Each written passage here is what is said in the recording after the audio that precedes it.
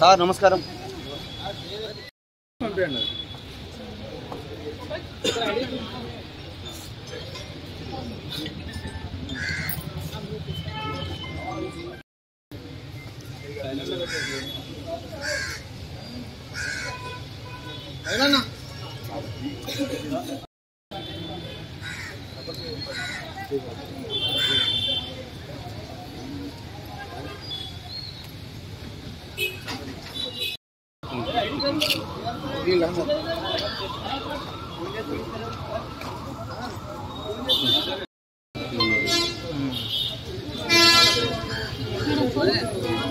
Mobile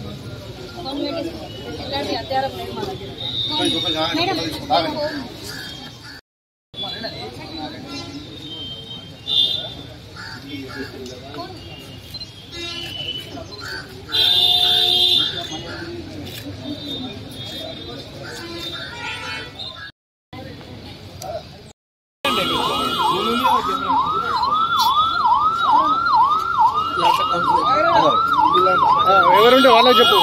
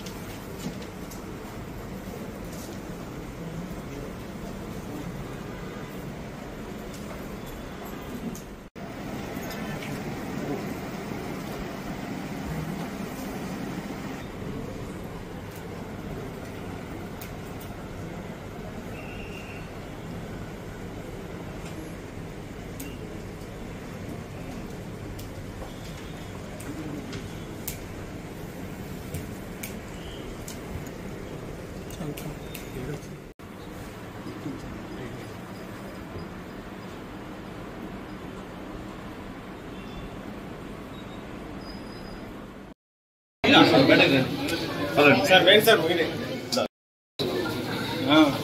బయటకు రండి.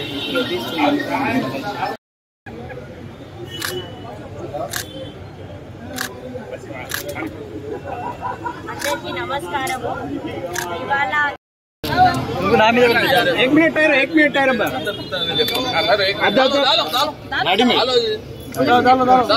Visual అత్తలేవు అన్న, తీయత్తలేదు, అందుకే ఆగుమని అన్నది. ఇక్కడికి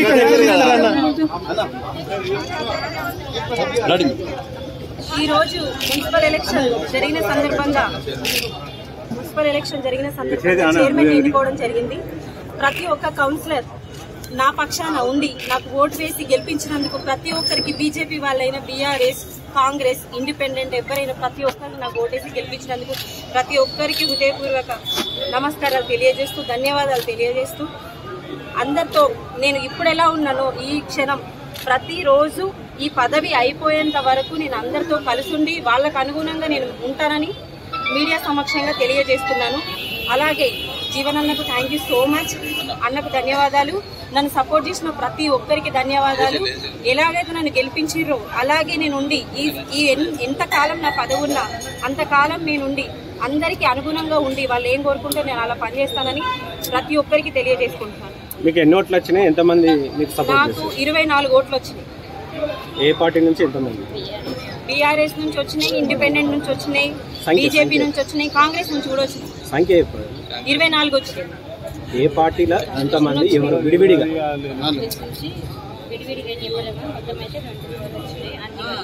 12 బీఆర్ఎస్ వచ్చినాయి, 7 కాంగ్రెస్ వచ్చినాయి, 2 బీజేపీ వచ్చినాయి, ఇండిపెండెంట్ 3 వచ్చినాయి, ఎంఐఎం 1 వచ్చింది, ఇండిపెండెంట్ 2 వచ్చినాయి. పార్టీ మారుతున్నారా? ఎందుకు మారాలి? ఇది నా హక్కు, ఇది నా హక్కు. ఇది పద్మశాలి నుంచి వేయింది కాబట్టి, పద్మశాలికి వచ్చింది కాబట్టి ఇది నా హక్కు. నా హక్కు మాకు వచ్చింది అంతే. పద్మశాలి బీసీ మహిళగా మేము పోరాడినాం ఇన్ని రోజుల నుంచి. సో మాకు వచ్చింది, మాకు అంతే సంతోషం. Thank you.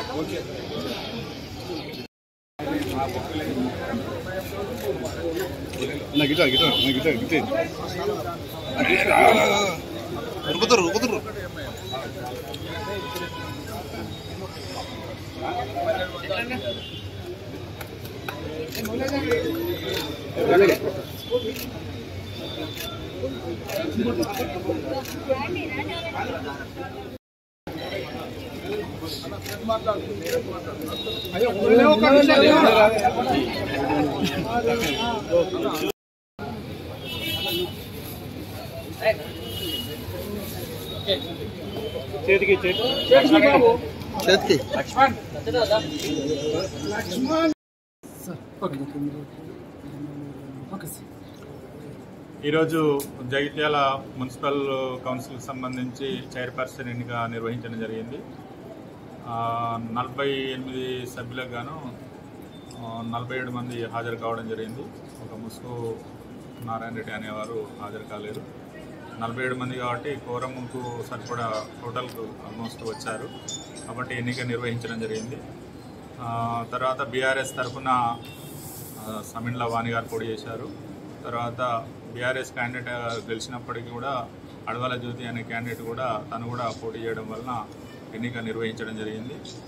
అడవాల జ్యోతి గారికి 24 ఓట్లు రావడం జరిగింది. సమిన్ల వాణి గారికి 23 ఓట్లు రావడం జరిగింది. 24 ఓట్లు వచ్చిన అడవాల జ్యోతి గారిని ఎన్నికైనట్టుగా ప్రకటించడం జరిగింది.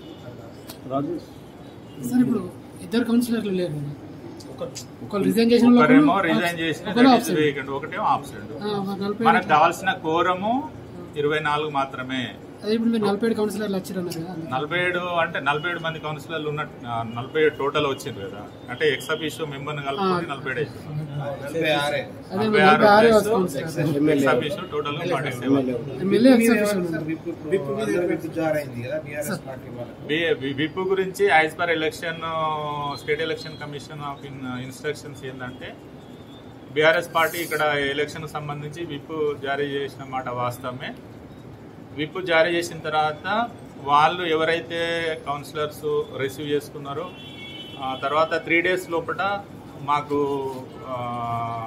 విప్కి అగనిస్ట్గా ఓటు వేసిన వారి మీద చర్యలు తీసుకోమని ఒకవేళ కంప్లైంట్ ఇచ్చినట్లయితే ఫర్దర్గా మేము నోటీస్ ఇవ్వడం జరుగుతుంది. ఆ నోటీసు రిప్లై బేస్డ్ అది జెన్యూనా కాదా, వాట్ ఈజ్ ఎందుకు వీళ్ళు తిరస్కరించిన అవన్నీ పరిశీలించి ఫర్దర్గా యాక్షన్ తీసుకోవడం జరుగుతుంది. 3 రోజుల లోపల మాకు కంప్లైంట్ ఇవ్వాలి. సమిన్ల వాణి గారికి.